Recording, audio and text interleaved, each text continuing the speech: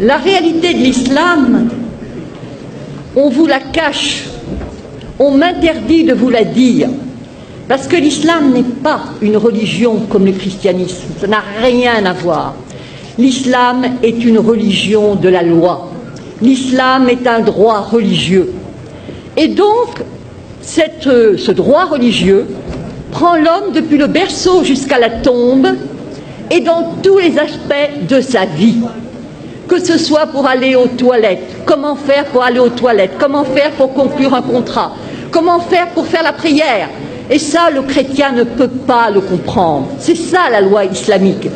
Le chrétien, quand il fait la prière, il est là dans son lit. « Oh Seigneur, faites que je réussisse mon examen. Au nom du Père. » Ah, peut-être il fait signe de la croix, mais quand il fait froid, il a les mains en dessous de la couverture. Mais pas pour le musulman. Le musulman doit se lever, le musulman doit se laver, le musulman doit prendre un tapis de prière. Le musulman ne fait pas la prière n'importe comment, n'importe quand, n'importe où. Et c'est ça la différence. Il ne jeûne pas quand ça lui plaît, il ne fait pas le pèlerinage à la Mecque quand ça lui sied. Non, non, non. Tout comportement obéit à une règle, et toute règle est une règle de comportement. Et donc, ce qui se passe, c'est que les musulmans sont super piégés, super coincés, où ils disent la vérité, à savoir que la loi islamique, ce n'est pas seulement les ibadat, c'est-à-dire l'adoration, tout ce qui touche arkan ad-din, les piliers de la religion, mais c'est aussi les mu'amalat, comment traiter dans le public, horizontalement. Alors ils choisissent de mentir pour ne pas être en quelque sorte jetés dehors. Ils choisissent de mentir qu'il y a un droit pénal, c'est-à-dire que, en fin de compte, la femme adultère est punie de 100 coups de fouet dans le Coran et que nulle indulgence ne vous prenne en leur faveur. Dit bien le Coran, le Coran. Et le prophète, sallallahu alayhi wa sallam, le prophète a demandé que la femme adultère soit lapidée. Une femme qui avait péché est venue voir le prophète. Elle a dit « j'ai péché ». Moi je me suis dit « oh là là, l'histoire va devenir fantastique ». Non, pas du tout. Elle attendait un enfant. Il a dit « retourne, accouche tranquillement ». Ensuite, elle est revenue et on l'a lapidée. Et pas n'importe comment. Avec des pierres pas trop grosses, elle serait tuée d'un seul coup. Non, des pierres de grosseur moyenne. La même chose quand on va aux toilettes, pas des pierres coupantes pour se couper l'anus, bien sûr que non. C'est-à-dire que, si vous voulez, tout est réglementé. La femme adultère, fouettée, après 100 coups de fouet bien donnés, vous ressortez en capilotade. Hein. L'apostasie est punie de mort. La consommation d'alcool de 80 coups de fouet. Le vol, la main coupée. Et dans le fiqh, c'est même la main coupée, le pied inverse, c'est ce qu'on appelle l'amputation croisée. Alors les musulmans, parce que ça fait partie de leurs droits religieux, choisissent de dire non, non, non, non, non, non, nous sommes comme les chrétiens. C'est pareil, les fils d'Abraham, patati, patata. Alors on les acclame. Je leur dis liberté. Oui, oui, oui, oui, liberté. Je leur pose la question. Est-ce que le musulman est-ce que la musulmane peut épouser un non-musulman? Est-ce que le musulman peut se convertir à une autre religion? Est-ce que le musulman peut être athée? Est-ce que le musulman peut être homosexuel? Est-ce que le musulman peut même être célibataire? Car le célibataire est de la pire espèce. Et oui, est-ce que pas de monachisme en islam? Alors je vous dis pas les curés, les moines, enfin les curés on ne sait pas, mais les moines en tout cas, ils passeraient un mauvais quart d'heure. Et la religion catholique, c'est l'horreur, l'abomination. Ils disent trois, c'est considéré comme un trithéisme, donc ils seraient zigouillés. Et quant à la messe, alors là, la messe, le pain est transformé en corps du Christ, mais c'est de l'anthropophagie pour eux. Et boire du vin, C'est-à-dire que tout est quelque chose horreur, horreur, horreur. Ce sont des moushrikoun, des associateurs, et c'est najas. Najas, c'est-à-dire impureté, saleté, cochonnerie. Alors, liberté, laissez-moi rire, il n'y en a pas. Mais alors, puisque de toute façon le musulman obéit à des règles, il est encerclé, emprisonné, on ne peut pas faire n'importe quoi, on entre dans les toilettes du pied gauche, on mange de la main droite, on ne mange pas n'importe quoi, on ne mange pas n'importe comment. C'est le rôle des fatwas qui vous dit, s'il vous plaît, comment on fait? Et alors évidemment, on vous répond. Alors évidemment, avec l'Internet, ça devient n'importe qui, n'importe quel con peut répondre, mais non, etc. Ça, c'est un changement. L'égalité.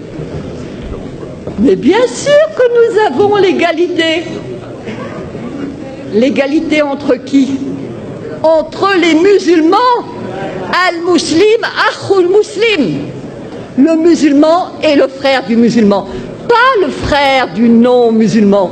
Absolument pas. Absolument pas. Ne prenez pas les juifs et les chrétiens comme alliés. Et enfin, nous avons... Alors là c'est vraiment le must. Vous prenez la sourate 5, Al-Maïda, la table servie. Al-Yahoud. Les Juifs disent la main de Dieu est fermée. Mais non, c'est la leur qui est fermée. Et alors je passe, il est dit, écoutez bien ceci. Et certes, nous avons fait croître parmi eux la rébellion et la mécréance. Nous avons, alors, je dirais, et nous avons fait croître l'inimitié et la rébellion. Nous avons jeté parmi eux la haine jusqu'au jour de la résurrection. Yaoum al-Qiyamah. Vous voyez pour l'affaire d'Israël ce que ça signifie. Ensuite, il est dit, ce sont les Juifs qui allument la guerre. Ce sont les Juifs qui allument les guerres. Et c'est Dieu qui l'éteint. Et rappelez-vous, il y a eu une fatwa, il y avait eu des émeutes en banlieue, et monsieur Malek Chabel, musulman modéré, a écrit, mais il n'y a pas de guerre sainte en islam. C'est-à-dire, il a dit, en fin de compte, ce sont... il a cité de manière très habile que ce n'étaient pas les musulmans qui allument les guerres. Et tous ceux qui connaissaient le Coran ont compris. Parce que c'est sûr. Mais bien sûr que le problème... Alors, je me suis adressée au recteur de la mosquée de Paris, le charmant Dalil Boubaker.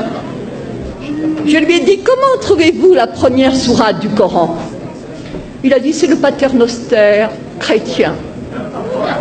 J'ai envie de lui dire, alors crétin, le paternoster, alors commençons. Au nom de Dieu, le clément, le miséricordieux, etc. C'est toi que nous adorons. Iyyaka na'budu wa iyyaka nasta'in. Ihdina sirat al-mustaqim. Donc guide-nous dans la voie droite. Et alors là commence le suspense. La voie de ceux à qui tu as accordé tes faveurs. Sirat al-ladin, voilà, an'amta alayhim. Donc c'est la voie de ceux pour lesquels tu as été généreux. Sirat, alors, Ghayr mardoubi alayhim, la voie de ceux contre qui tu n'es pas en colère. Walad dallin, et ceux qui ne sont pas égarés. Alors moi j'avais apporté un commentaire. Pardon. Vous voulez... Non. Donc j'avais apporté un commentaire et j'ai dit devant tout le monde, évidemment, là vous ne comprenez rien, mais il y a le commentaire qui explique et que tous les musulmans pieux connaissent. Alors je regarde. Quels sont ceux à qui Dieu a accordé ses faveurs? Alors je vois al-muslimoun ou al-anbiya, donc les musulmans, les prophètes. Quels sont ceux contre qui Dieu est en colère? J'ouvre le tafsir, le commentaire, et je vois al-Yahoud, les Juifs. Et ceux qui sont égarés, je regarde et je vois al-Nasara, les chrétiens, les Nazaréens. Et je dis, c'est ça, votre sourate première, le paternoster, et nos curés cons, qui font du dialogue islamo-crétin.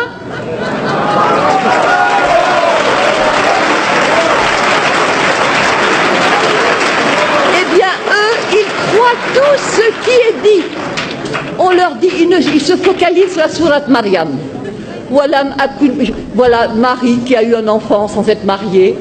Effectivement, Walam Akun Bariya, je ne suis pas une prostituée, patati patata. Alors ça plaît aux chrétiens. D'autant plus qu'on leur sert, les chrétiens sont comme des moines, ils ne s'enflent pas d'orgueil. Lorsque tu leur parles de la sourate Marie, leurs yeux s'emplissent de larmes. Je te dis, magnifique. Et contre qui ils sont? Ben, contre les Juifs. Les Juifs qui, pour eux, Marie n'est pas la mère de Dieu, pour eux, Jésus n'est pas le... Alors, il y a, par rapport à la communauté juive, un danger immense contre lequel je me bats depuis 5 ans.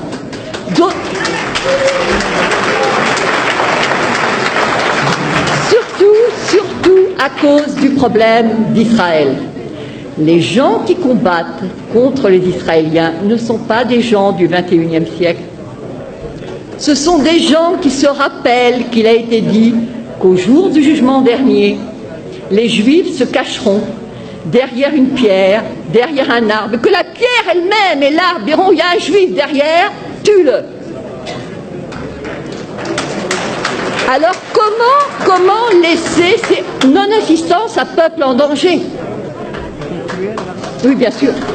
Donc je dirais, l'islam n'est pas ce qu'on vous enseigne, l'islam n'est pas ce qu'on vous dit. L'islam est dangereux parce qu'il n'y a pas d'égalité, pas de liberté, pas de fraternité, pas de possibilité de s'en sortir.